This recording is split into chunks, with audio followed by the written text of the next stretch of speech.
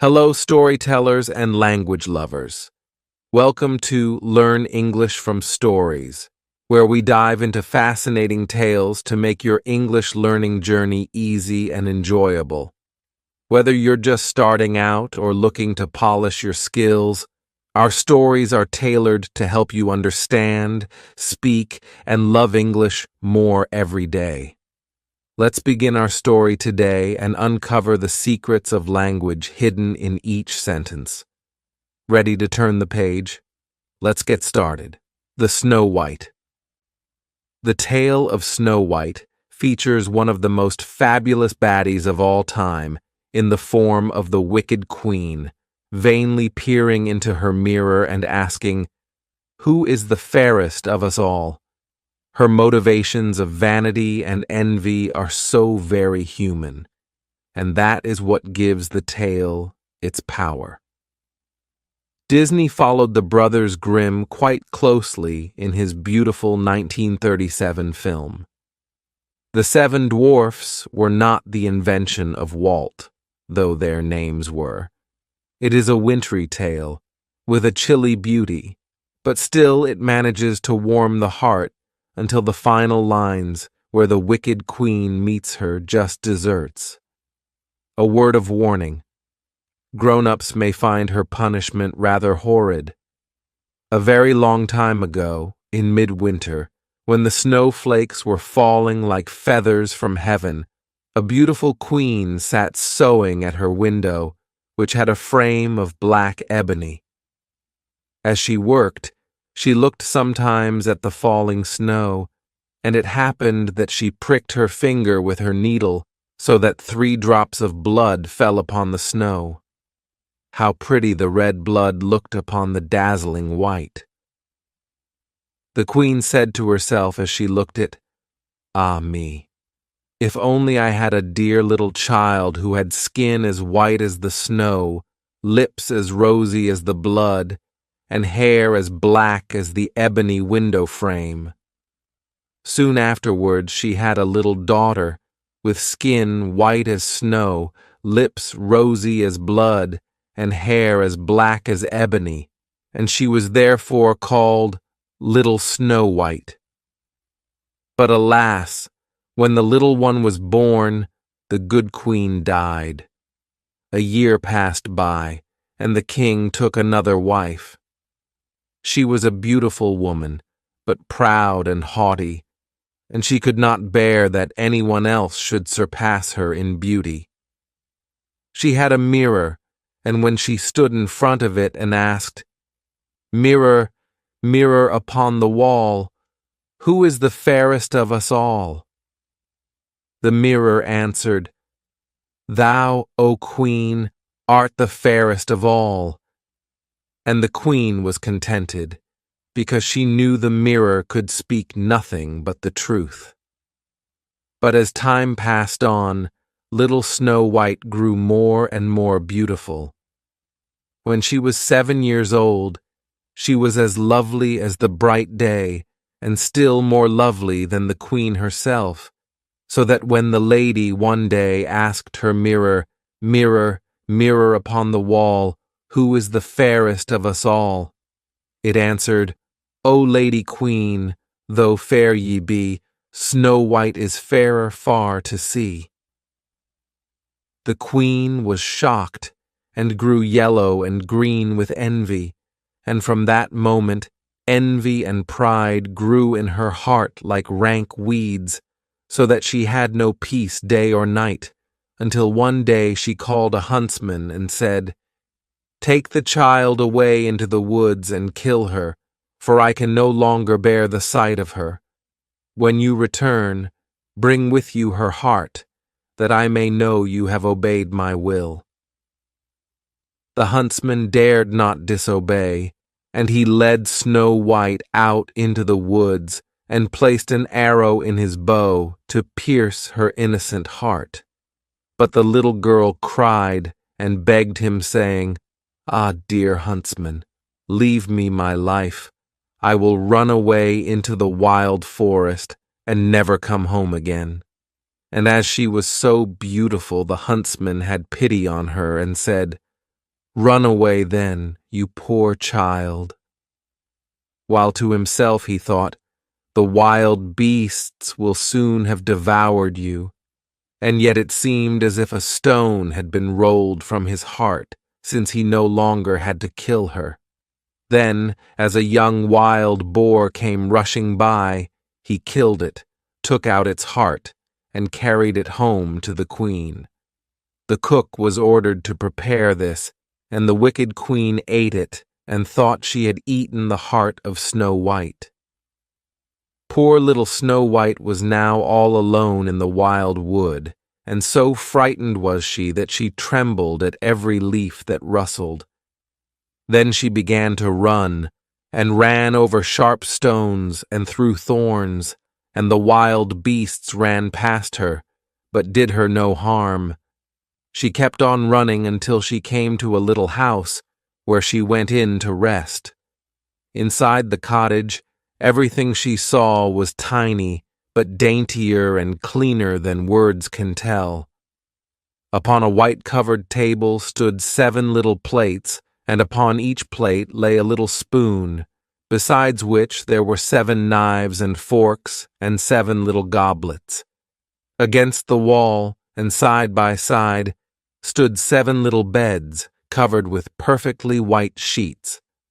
Snow White was so hungry and thirsty that she took a little food from each of the 7 plates, and drank a few drops of wine from each goblet, for she did not wish to take everything away from one.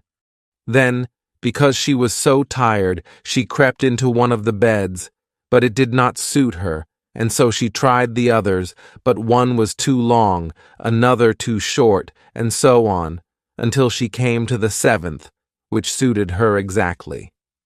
She said her prayers, and soon fell fast asleep. When night fell, the masters of the little house came home.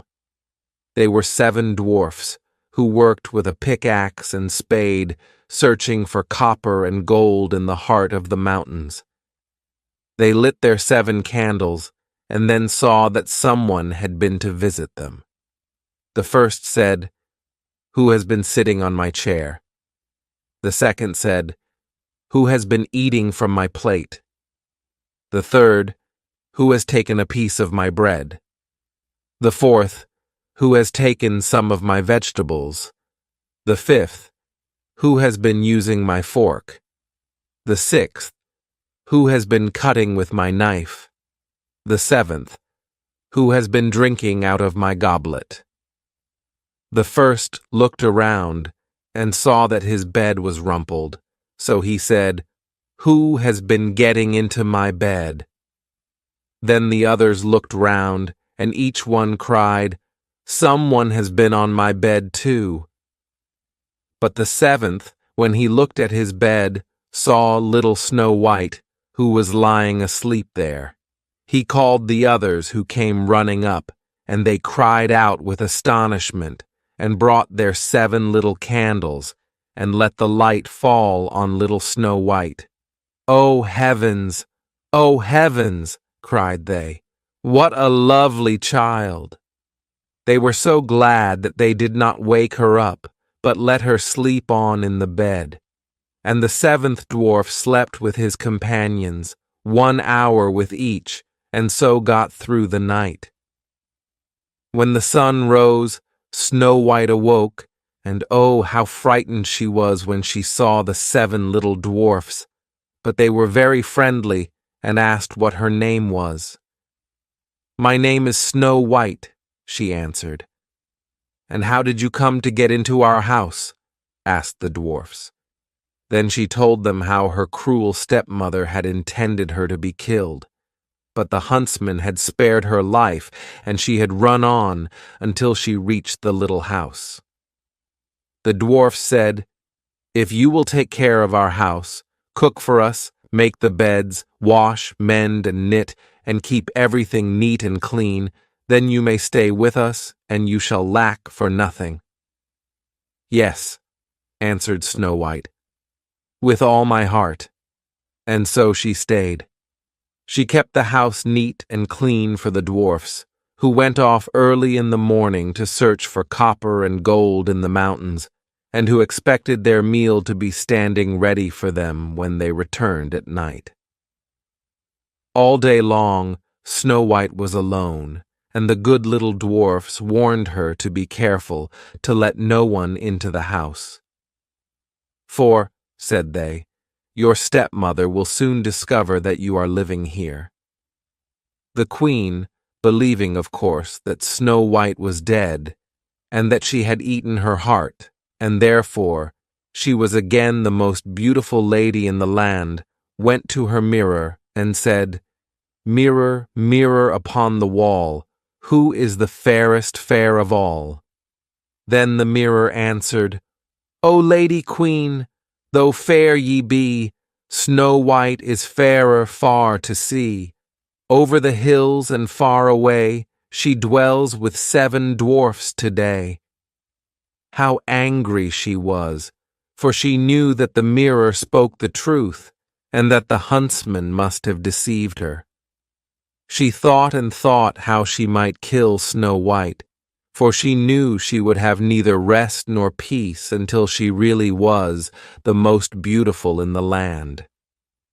At length, she decided what to do.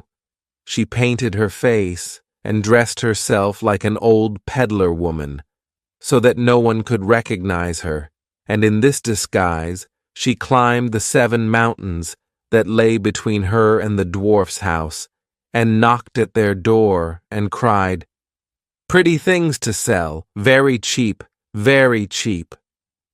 Snow White peeped from the window and said, "Good day, good wife, and what are your wares?" "All sorts of pretty things, my dear," answered the woman. "Silken laces of every color," and she held up a brightly colored one, made of plaited silks. "Surely I might let this honest old woman come in," Snow White thought, and unbolted the door and bought the pretty lace. "Dear, dear, what a sight for sore eyes you are, child," said the old woman. "Come, let me lace you properly for once." Snow White had no suspicious thoughts, so she placed herself in front of the old woman that she might fasten her dress with the new silk lace. Immediately, the wicked creature laced her bodice so tightly that she could not breathe, and fell down upon the ground as though she were dead. "Now," said the queen, "I am once more the most beautiful lady in the land," and she went away. When the dwarfs came home, they were very grieved to find their dear little Snow White lying upon the ground as though she were dead. They lifted her gently, and seeing that she was too tightly laced, cut the silken cord. She drew a long breath and then gradually came back to life. When the dwarfs heard all that had happened, they said, "The peddler woman was certainly the wicked queen.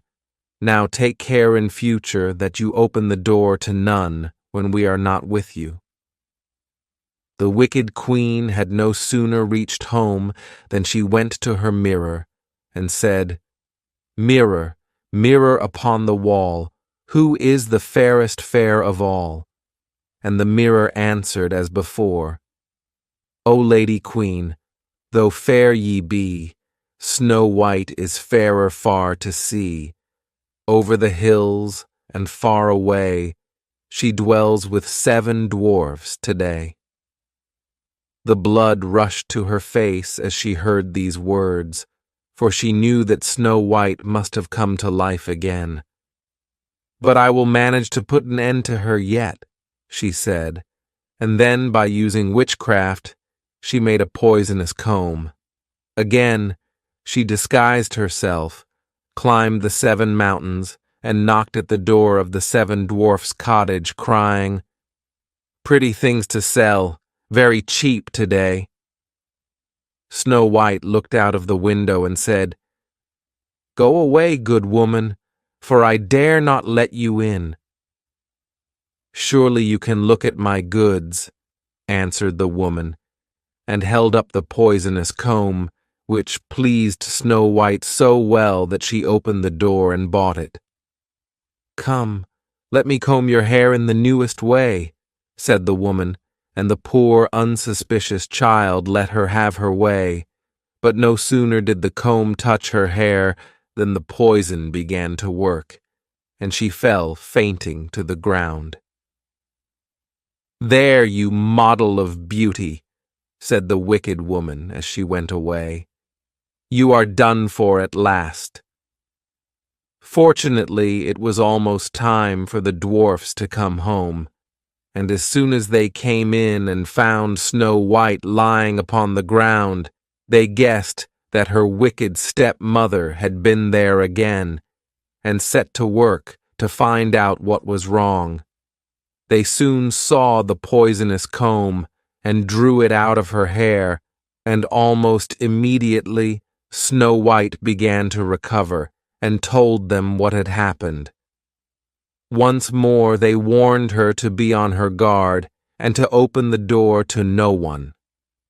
When the queen reached home, she went straight to the mirror and said, "Mirror, mirror on the wall, who is the fairest fair of all?" The mirror answered, "O Lady Queen, though fair ye be, Snow White is fairer far to see. Over the hills and far away, she dwells with 7 dwarfs today." When the queen heard these words, she shook with rage. "Snow White shall die," she cried, "even if it costs me my own life." She went into a secret chamber where no one else ever entered, and there she made a poisonous apple. She then painted her face and disguised herself as a peasant woman, and climbed the 7 mountains and went to the dwarf's house. She knocked at the door. Snow White put her head out of the window and said, "I must not let anyone in. The 7 dwarfs have forbidden me to do so." "It's all the same to me," answered the peasant woman. "I shall soon get rid of these fine apples, but before I go I'll make you a present of one." "Oh no," said Snow White, "for I must not take it." "Surely you are not afraid of poison," said the woman. "See, I will cut one in 2. The rosy cheek you shall take, and the white cheek I will eat myself." Now, the apple had been so cleverly made that only the rose-cheeked side contained the poison. Snow White longed for the delicious-looking fruit, and when she saw that the woman ate half of it, she thought there could be no danger, and stretched out her hand and took the other part. But no sooner had she tasted it than she fell down dead. The wicked queen laughed aloud with joy as she gazed at her. "White as snow, red as blood, black as ebony," she said, "this time the dwarfs cannot awaken you." She went straight home and asked her mirror, "Mirror, mirror upon the wall, who is the fairest fair of all?" At length it answered, "Thou, O Queen, art fairest of all." So her envious heart had peace, at least as much as an envious heart can have peace. When the little dwarfs came home at night, they found Snow White lying upon the ground. No breath came from her parted lips, for she was dead. They lifted her tenderly and sought for some poisonous object which might have caused the mischief, unlaced her frock, combed her hair, and washed her with wine and water, but all in vain. Dead she was, and dead she remained. They laid her upon a bier, and all 7 of them sat round about it, and wept as though their hearts would break, for 3 whole days. When the time came that she should be laid in the ground, they could not bear to part from her.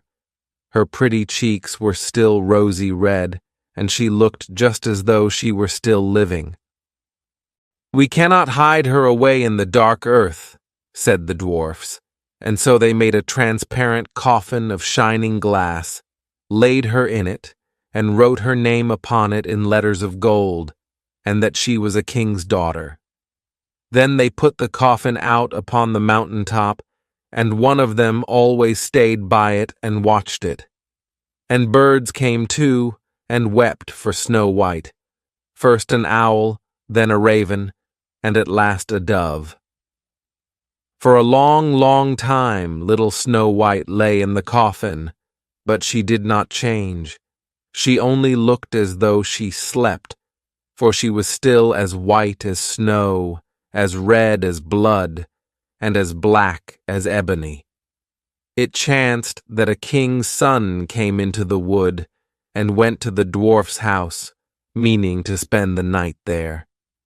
He saw the coffin upon the mountain top, with little Snow White lying within it, and he read the words that were written upon it in letters of gold.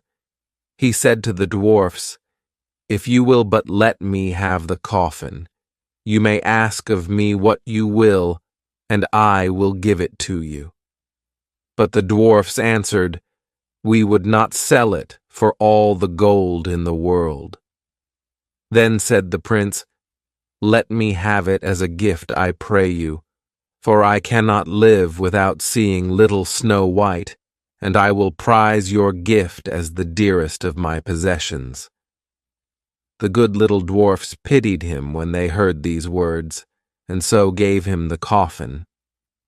The king's son then bade his servants place it upon their shoulders and carry it away, but as they went, they stumbled over the stump of a tree, and the violent shaking shook the piece of poisonous apple which had lodged in Snow White's throat out again, so that she opened her eyes, raised the lid of the coffin, and sat up, alive once more.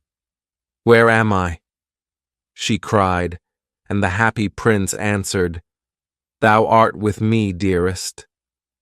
Then he told her all that had happened, and how he loved her better than the whole world, and begged her to go with him to his father's palace and be his wife. Snow White agreed and went with him, and the wedding was celebrated with great splendor and magnificence. Little Snow White's wicked stepmother was invited to the feast, and when she had dressed herself in her most beautiful clothes, she stood before her mirror and said, "Mirror, mirror upon the wall, who is the fairest fair of all?" And the mirror answered, "O Lady Queen, though fair ye be, the young queen is fairer to see." Oh, how angry the wicked woman was then, and so terrified too, that she scarcely knew what to do. At first, she thought she would not go to the wedding at all, but then she felt that she could not rest until she had seen the young queen. No sooner did she enter the palace than she recognized little Snow White, and could not move for terror.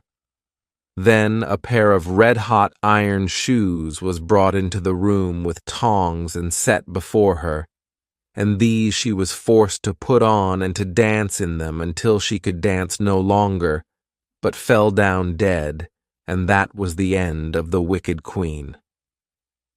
Thank you for joining us on this storytelling adventure.